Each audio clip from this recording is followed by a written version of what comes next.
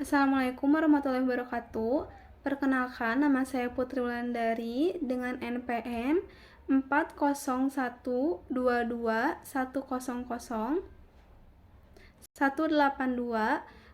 Prodi Akuntansi kelas A2. Di sini saya akan menyampaikan materi tentang lingkungan etika dan akuntansi dalam dunia bisnis. Latar belakang kemajuan ekonomi suatu negara memacu perkembangan bisnis dan mendorong munculnya pelaku bisnis baru, sehingga menimbulkan persaingan yang cukup tajam di dalam dunia bisnis.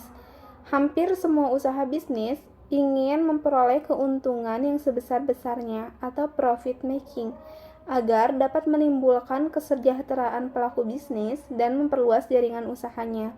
Namun, terkadang untuk mencapai itu semua, segala upaya dan tindakan dilakukan walaupun pelaku bisnis harus melakukan tindakan-tindakan yang mengabaikan etika dan moral dalam bisnis itu sendiri. Akhir-akhir ini, akuntan dituduh sebagai penyebab terjadinya krisis ekonomi. Lebih lanjut dikatakan bahwa akuntan dianggap telah bertindak menyimpang dari peraturan yang ada dan tidak berperilaku etis.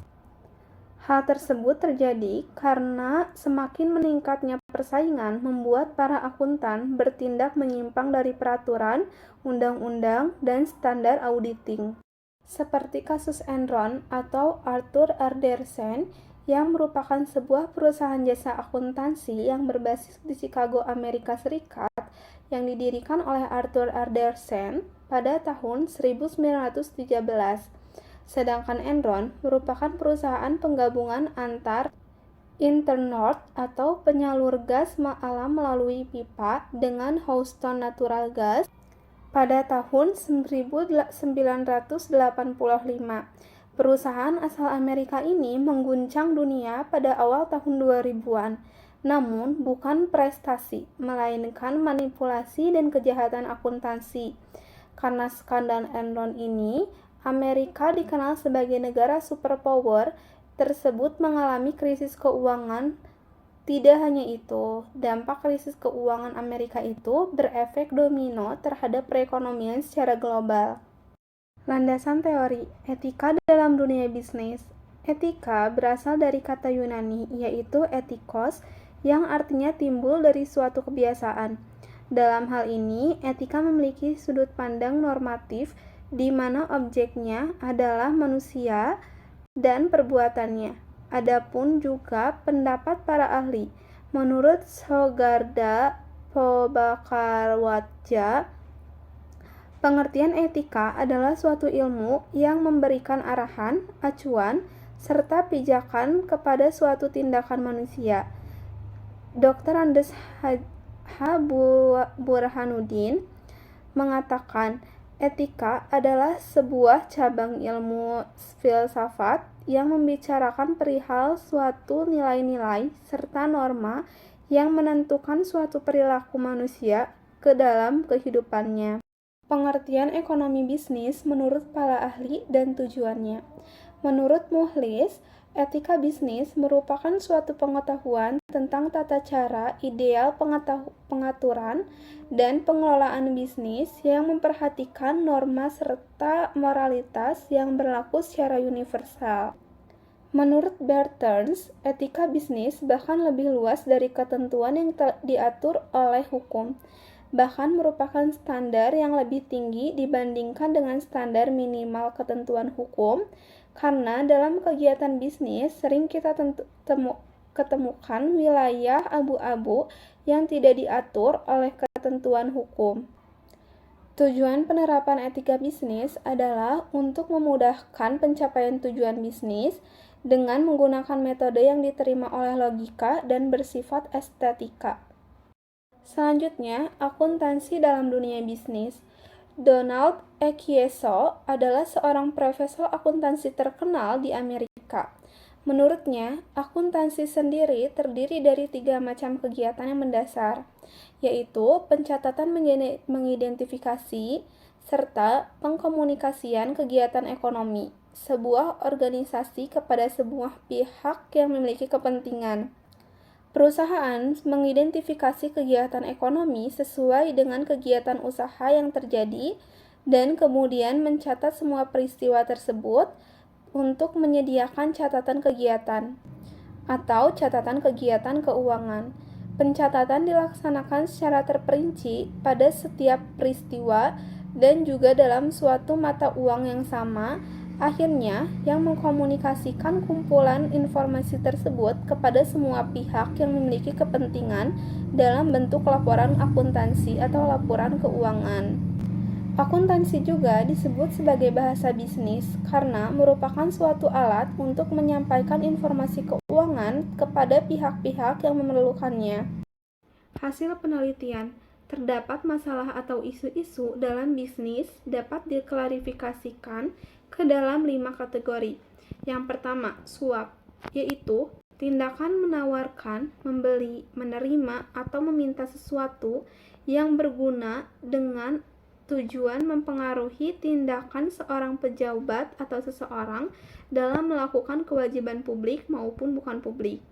Kedua, ada paksaan, merupakan tekanan, batasan, dorongan dengan paksa atau dengan menggunakan jabatan ataupun ancaman.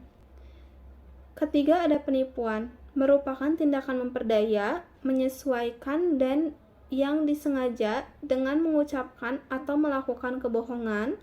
Keempat, pencurian, yang merupakan tindakan mengambil sesuatu yang bukan hak milik kita atau mengambil properti milik orang lain tanpa persetujuan pemiliknya. Yang kelima, diskriminatif tidak jelas, yaitu perlakuan tidak adil atau penolakan tentang orang-orang tertentu yang disebabkan oleh ras, jenis kelamin, kewarganegaraan, atau agama. Beberapa fakta mengenai kasus Enron. Sebenarnya banyak sekali fakta-fakta mengenai kasus Enron ini, tetapi di sini saya akan menjelaskan atau memberitahukan sebagian saja. Yang pertama, Enron itu merupakan salah satu perusahaan besar yang pertama yang melakukan outsourcing secara total atas fungsi internal audit perusahaan. Yang kedua, selama tahun 2000, harga saham Enron berkisar antara $60 sampai $90. Tertinggi pada Agustus sebesar $90,56 dan pada akhir tahun mendekati $80. Yang ketiga, pada Mei 2001, Clifford Baxter, wakil komisaris Enron, resmi berhenti bekerja untuk Enron karena tidak tahan melihat bisnis kerja Enron yang tidak beretika. Selanjutnya, pada tanggal 2 Januari 2002, CEO Enron, Kenneth Lay, mengundurkan diri dari Dewan Direktur perusahaan. Dan yang terakhir, pada tanggal 15 Juni 2002, juri federal Houston menyatakan KAP Andersen bersalah telah melakukan penghambatan terhadap proses peradilan.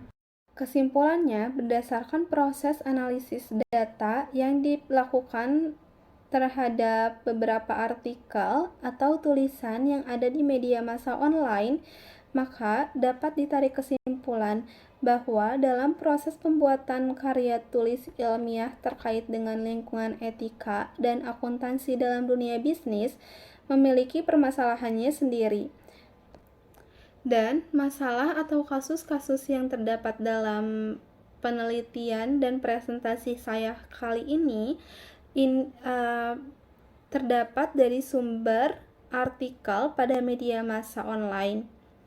Dan juga dapat ditarik kesimpulan bahwa para akuntan yang berada dalam dunia bisnis untuk tidak mencontoh hal seperti pada kasus di atas yang menggemparkan dunia dengan kejahatan akuntan yang dilakukannya. Ini juga bisa menjadi salah satu alasan mengapa etika diperlukan dalam segala tindakan, apalagi dalam dunia bisnis yang sering kita hadapi. Pentingnya memahami, menerapkan, dan melakukan etika dalam segala hal maupun bisnis, supaya hal seperti kasus di atas tidak terjadi lagi. Sekian presentasi yang dapat saya sampaikan. Maaf bila masih banyak kesalahan. Wabillahi taufiq wal hidayah. Wassalamualaikum warahmatullahi wabarakatuh.